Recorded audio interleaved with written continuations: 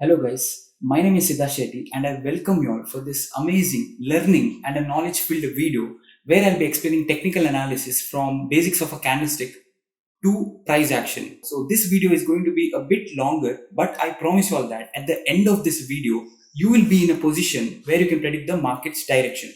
So if you're traveling or if you're at your friend's place or even if you're in bad mood, then like this video, put this in your watch list and watch this video when you really have time or before going to bed.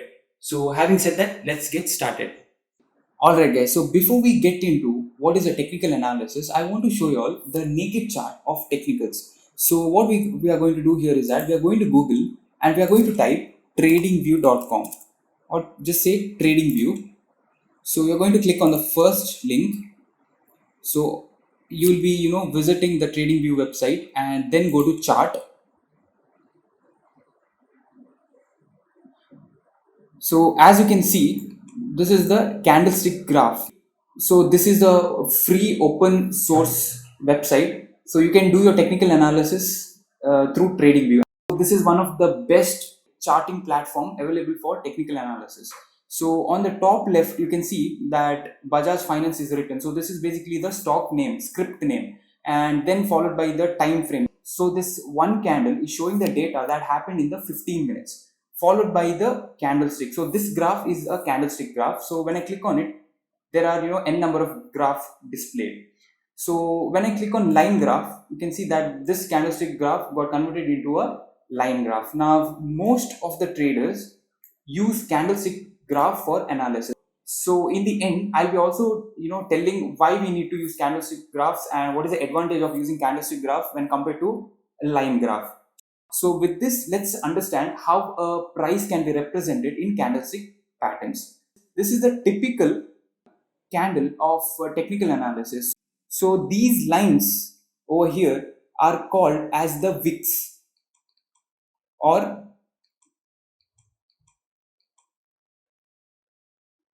shadows, and this part of red and green, a solid rectangle, is called as the body. So a candle is made up of body and a wicks. So if a price opens at a low price and closes above the opening price, it's denoted by a green candle. So this green candle is nothing but a bullish candle. Whereas if a price opens at higher level and closes below the opening price, then it is called as a bearish candle. So it is represented in a red color. Okay, now let us understand how exactly we can represent the price in a candlestick pattern. So let's say at 9:15, the price of a stock opens at 100 rupees. So what happens in a candle? So initially it will form a vertical line. So this is nothing but the opening price, that is the 100. And slowly with time, let's say the price starts going high. So even the this candle starts going high, and let's say at 9:20 the price closes at 105. So this will be the closing price, that is 105. So the color of this body will be green. It's because the price opened at low and then it closed above the opening price. So the color will be green here. So we call this candle as a bullish candle. Now let's understand how exactly a bearish candle is formed. So in bearish candle, let's say the price at 9:20 is 105. So it opens at 105, and slowly as time passes, the stock starts falling. It starts falling like this. So at 9:25, the price closes at 100. So this will become the closing price, that is 100. So this will form a candle something like this. So this will be red in color. So we call this candle as a bearish candle. Now I'll show you in the chart how it looks like. So in this case, what happens is that the price opens here, and after 15 minutes, the price closes over here. Now why this is 15 minutes? Because this is in a 15 minutes time frame. So the data, the changes that happened in the 15 minutes is represented in this candle. So can you all tell which candle this might be? This candle. So it's a 5 minutes candle. Why 5 minutes? Because I am representing the data that happened in the 5 minutes. Okay, now let us go one step ahead of representation of price in a candle. So let's say the price opens at 100. Initially the price will fall to 90, and then again it will come up, and then again it goes further upwards, let's say till 110, and then again it comes down, and finally it closes at 105. So this will be the opening price, that is 100, and this will be the closing price. So this will be the body, and so this will be red color, obviously, because the price is higher than the opening. The closing price is higher than the opening, and this part is nothing but the wicks. Even over here in the bottom will be the wicks. So this will be the highest point of the price, this will be the lowest point. Now let's understand how a bearish candle can be represented. Let's say the price opened at 105, and initially it goes up to 110, then again it comes down, and further it falls even more, let's say till 90, and then while closing it goes slightly above and closes over here at 105. So this will be the opening price, this will be the closing price, so this will be the final body. So this candle will be represented in a red color. Why red color? Because the opening price is higher than the closing price. So this point is the opening price and this is the closing price, and obviously this will be the lowest point and this will be the highest point. Okay, now let's go to the live market chart and see if you guys have understood how we can represent the price. So I'll take the example of this candle. So here this will be the opening price, this will be the closing price, simple, correct? This will be the low, this will be the high. Okay, now let us also look at a bearish candle. So let's consider this candle for this example. So in this case the price opens at this point, closes over here. This will be the highest point and this will be the lowest point. So I hope you guys understood how you can represent a price in a candlestick pattern. So basically from a candlestick pattern we get 4 data. The first one is the opening price, the second one is the closing price, the third one is the highest price, and the fourth one is the lowest price. So these 4 data can be obtained in a single candle. Now whereas if you go to a line graph, you see something like this. Now how is this line graph formed? So line graph is formed by joining the closing price of some particular time frame. So when you join these points, you get line graph. For example, let's say this is a 15 minutes candle.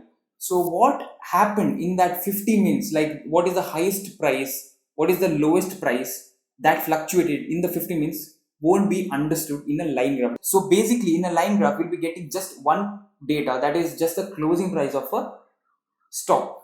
Whereas in a candlestick pattern, you'll be getting 4 data, that is the opening price, closing price, highest price, lowest price. So that becomes a very good factor of a candlestick pattern. So most of the traders will be using candlestick pattern because of this reason, mainly this reason. Okay, now let's go to price action. So what is a price action? So in simple words, if I would make you all understand, price action is nothing but you take action based on the movement of the price. So basically a price action is mainly made up of support and resistance. Second, it's all about trend lines. Now let's understand what is a support and what is a resistance. Now before going to the technical meaning of what is a support and resistance, I would like to explain this with a real-time example. So imagine I have a ball in my hand and I will toss this ball with full force upwards. So till where do you think the ball can maximum go? Okay, I'll also tell you the constraint. The constraint is that on top there is a roof and on the bottom there is a floor. So now you think logically, till where can this ball maximum go up to? Do you all think it's till the roof? So as soon as the ball touches the roof, it slowly starts coming down. So that point from where it's reversed is called as a resistance. So same thing happens in stock market. So a stock will be going like this, and at one point it faces the resistance and then it starts falling. Now the second question, till where can the ball practically fall? So do you all think it can maximum fall up to the floor? And when it touches the floor, the ball bounces, correct? So same thing happens in a stock. So a stock will go up, faces a resistance, and then starts falling. And at one point, that is in a practical real-time example, I told you the floor. When it touches the floor or that point, it will bounce back. So this point is nothing but the support. Okay, now let's put support and resistance in one chart. So let's say the price keeps going and then at one point it reverses. So what is this reversing point? It's the resistance, correct? So it starts falling, and again when it comes down at one point it reverses or it bounces from that price. So let's say it bounces over here. So which is this point? It's the support. Again the price will go up, again it faces resistance, it falls down, and this continues. Okay, now let's go one step ahead. Now case 2, let's say this time the roof is made up of a tissue paper. So what happens when I throw a ball with full force upwards? Is there a possibility that this time that roof, the resistance will be broken out? Yes. So same thing happens in stock market. So the price will be going up. At first time, let's say it faces a resistance and starts falling, and from here it bounces, and this time, let's say this was the previous resistance. What happens is that this time it breaks this resistance and it further goes high, and let's say at this point it faces the new resistance and then it starts falling. Now what happens here is that this previous resistance will now act as a support, and from here the price will bounce. Okay, now let's understand the reverse of this. Okay, so let's say a price is falling down and at this point it bounces back. So again it faces a resistance and it comes down. So this time, instead of bouncing back, this breaks the support and falls down. Now next time when the price starts coming up, this point will no more act as a support, but it will reversely act as a resistance. Okay, so now I hope you guys understood that when a price is going up and it reverses at one point, that reversing point is called as a resistance. Also, if that resistance point is broken and next time when the price goes above that resistance point and when it comes down towards that resistance point, that time it will act as a support. Similarly, when a price is falling down and if it bounces from that point is nothing but the support, and if that support is broken down and next time when the stock again comes up, it will act as a resistance. So technically we can also tell support and resistance as demand and supply. Now what is a demand and supply? It's nothing but it's the same, simple. So this region is basically called as a support, correct? That is what you learned, support. Also you can tell this as a demand zone. Now what do you mean by a demand zone? Demand zone is nothing but at that region there will be lot of buyers waiting to buy. So when lot of buyers are buying the share, automatically there is a demand. When there is a demand, the price will bounce back. Now what is a supply? Supply is nothing but this part. So at this part, the people who brought over here will be selling over here, and due to the large selling pressure, the price will face a resistance and then it will fall. Okay guys, so now let us try to spot out support and resistance in a real-time candlestick graph. So let's start from here. The price starts going up and at one point the price faces resistance and it starts falling. So you know that there is a previous support over here.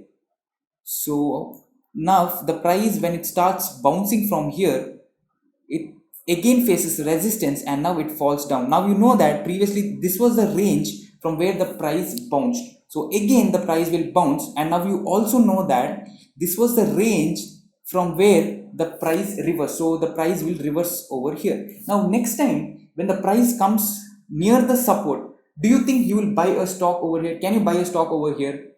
Yes. So you will buy a stock over here at this point, and when the price goes up, you know that now this time this point will act as a support. Why support? Because previously when the price came to this point, it fell. In the sense, it faced resistance and it fell. So you will sell over here. Again, when the price comes over here, you can buy, and then when the price goes to the top, you will sell. Now again the price will come, you will buy, and now you see, let's say you sold it, no problem. Now what happened is that this resistance is broken. The price will again go up, and now it faces the resistance over here and it starts falling. Now just look at this. Previously this point was acting as a resistance, correct? Now when the price is falling from top to down, this point will now act as a support, and from here the price will bounce, and it will also break the previous resistance and will go high. It faces a resistance, comes down. Now this point will act as a support. Why support? Because it broke the resistance over here. Now this will act as a support.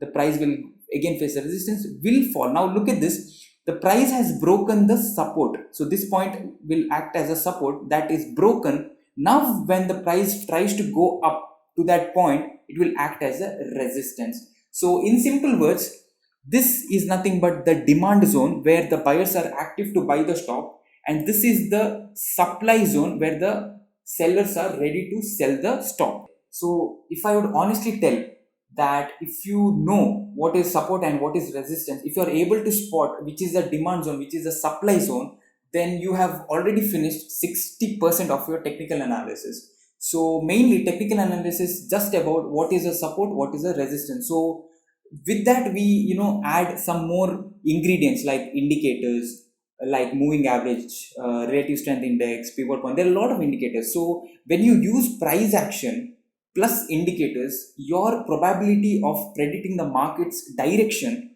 will be on the winning side. So this is how you can predict the movement of the market. Now let's go on to the trend lines now. So what is a trend line?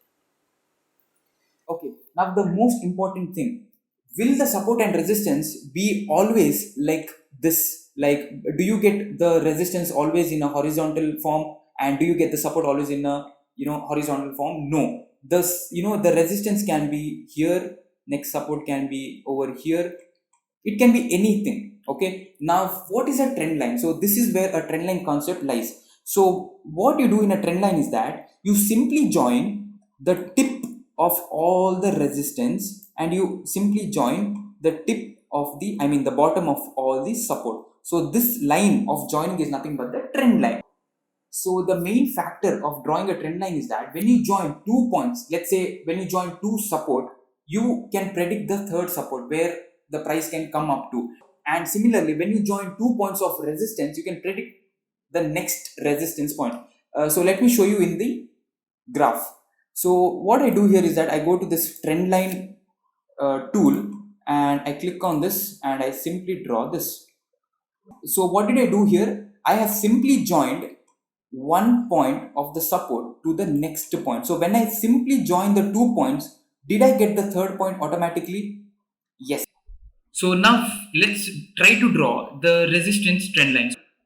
So what I do here is that I simply connect the first resistance with the next resistance, and when I connect the second resistance, you automatically get the third. So something like this. So let's understand the behavior of this stock. So what happened here is that the price started from here, goes up, faces the resistance, comes down, again goes up, comes down. Now this you got 2 support points. So when you join these 2 points, you get automatically this point. Now let's say this graph is not completed from here. So what you do here is that you will just wait for next resistance, and now when the price is falling down, you can predict till where the price will fall. How? Because when you join these 2 points, you have already got this trend line now. This is not completed, so the price will come till here, and when it comes till here, you are expecting that the price will bounce from this point. So you buy over here and you sell over here. Now how will you understand that you have to sell over here? Simple. When you join this point with this point, this line will be there now. It can maximum come up to this point, and then from here you already know till where the price will fall. That is till this trend line which you have drawn, and from here it can either bounce like this and it can come till this point. But here in this case the trend line was broken. Now this trend line is nothing but the support to trend line. So when this is broken, what is going to happen? What is expected to happen? Obviously it will fall down. Now next time when it comes up, it will act as a resistance. So I hope you guys understood how to draw the trend line. Now let us understand the different types of trends in the market. So basically there are 3 types of trends. So the first one is the uptrend. The second one is the downtrend, and the third one is the sideways, or you can even tell a range bound. Now in an uptrend the stock will be going something like this, and in a downtrend the stock will be falling something like this, and in a sideways it will be basically in one particular range. So we call this as a range bound, where the price will be consolidating. Now let us try to spot uptrend, downtrend, sideways trend in a real live market. So if I take you all to the Gale chart, so this is a Gale chart, okay? So let's start from this point. Let's start from here. So as you can see, I simply join all the support and I simply join all the resistance. So looking at this, can you predict which trend is this? Yeah, you would be telling it's an uptrend because the stock is going up. Correct. That is right. But technically, if you want to say a stock is an uptrend, then there is a certain criteria. What is that criteria? Let us understand. So whenever a stock wants to go up, it never goes straight like this. So it always goes in a wave fashion. In stock market, a stock goes in a wave fashion. So it starts something like this, comes down, and then it goes up, then again comes a bit down, and then again goes up. So this big move is nothing but the impulsive move. And this small move against the direction, like here, let's say this is an uptrend, right? So against means it's coming, kind of a down. So this move is called as a correction. All right. And again, this is the impulsive move. This is the correction move. This is the impulsive move. So similarly, when a stock wants to fall down, it never falls straight away like this. It always falls in a wave fashion. Similarly, so it falls once down, again goes up, falls down, again goes up, and then falls down. And in a sideways market, it is simply range bound. The price will be consolidating. Now let us try to spot uptrend, downtrend, and sideways trend in a real graph. So here, as you can see, the stock is clearly in an uptrend. So just look at just try to understand the pattern here. So the stock goes up, comes down, goes up, comes down, goes up, comes down. So we'll stop over here.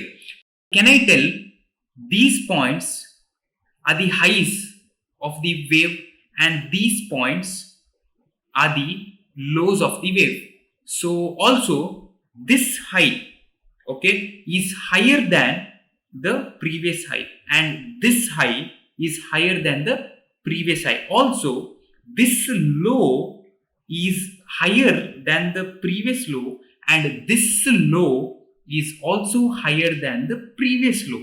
So technically, if a stock is said to be in an uptrend, then it should be going in a higher high and higher low fashion. So it's nothing but this is the high, then it forms a low, again it forms a new high, then it forms a low, again it forms a new high, then it forms a low.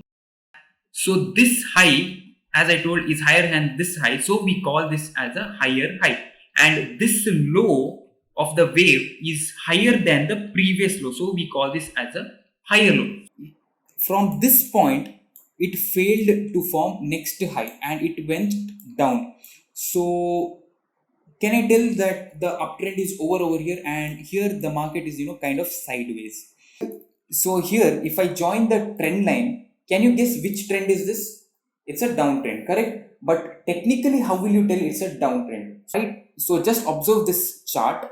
So the price falls from here, goes up, again falls, goes up, and then again further falls. So can I tell this point is the high point of the wave, and this is the low, this is the high, this is the low. Okay, so technically if you want to say that a stock is in its downtrend, then it should be forming lower highs and lower lows. What exactly is this lower high and lower low? Let me explain again. So in this case, you can see that this high is lower than the previous high, correct? And this low is lower than the previous. So in whole we say lower high and lower low. So now what about a sideways market? Sideways market is simple. So it will be in this range. There is no lower highs or there is no higher highs, there is no lower lows. It's just in a a simple sideways market. So in this chart if you can see, so this is kind of a sideways only, I can tell, because there is no higher highs, higher lows, there's nothing like that. The price is simply roaming in this fashion, and here it gave a breakdown and then it started forming lower highs and lower lows. That is basically a downtrend. Okay, now let's see if you guys have really understood what is an uptrend, what is a downtrend, and what is a sideways. So in this case you can clearly make out that this is in an sideways trend, correct? Why? Because there is no higher highs and higher lows. The price is simply roaming at this range. Now you just observe from here, from this part, can you see that the price started forming higher? See, this is the first wave, this is the second wave, this is the next wave, then a small correction, then further goes up, then comes down. So can I tell this is going in a higher high and higher low fashion? Just look at this carefully. So I'll be simply drawing one trend line. So I'll join all the resistance over here. Just look at this. The price goes up, comes down, goes up, comes down, goes up, comes down. Now just look at this. This high is higher than the previous high, and this high is higher than the previous high. Similarly, this low is higher than the previous low, and this low is higher than the previous low. So this is clearly in an uptrend. So Nifty is in its uptrend. Now can you all tell which trend is this? Now the market closed over here 9th July 21. So can you tell now what is Nifty doing? Is it uptrend, is it downtrend, sideways? So it's clearly a sideways. So if someone asks is Nifty in an uptrend, downtrend, or a sideways, then now you know what is the answer. So you can easily tell that it's in a sideways trend. Okay, now let us also look at a downtrend pattern. So I'll simply draw this pattern over here. I have joined all the resistances, and I'll also join all the supports as well, so that it becomes easy for you all. Okay, now can I tell the price went up, faced resistance, came down, again went up, faced the resistance, came down, goes up, comes down, goes up, comes down. So can I tell this is the high of the wave and this is the low of the wave, correct? Again, this is the high, this is the low, this is the high, this is the low. Can I tell officially or technically that this high is lower than the previous high and this low is lower than the previous low, correct? So this is how you can tell that a stock is in a downtrend.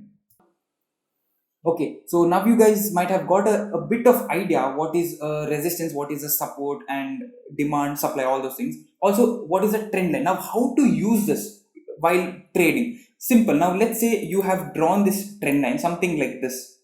Okay, so I've drawn this trend line, correct? So what you have to do here is that, so see, now here in this case, this was the resistance, right? Continuously resistance was faced. Now when the resistance is broken and when it starts going up, next time when the price comes down, do you think it will act as a support? Correct. Now here the resistance is broken. So what you're going to do here is that you're going to buy. When the resistance is broken, you're going to buy. So if you buy over here, now let's see if the price has gone up.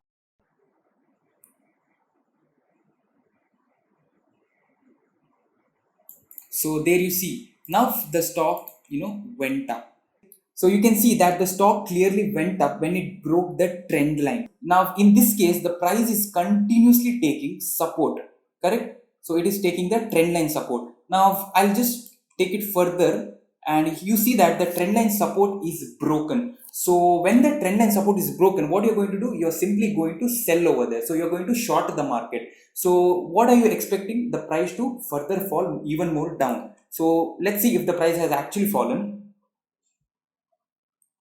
So there you go. So the price has fallen. So this is how you can use trend lines to find out which is a support, which is a resistance, and when it gives a breakout from the support and resistance, this is how you can predict the direction of the market.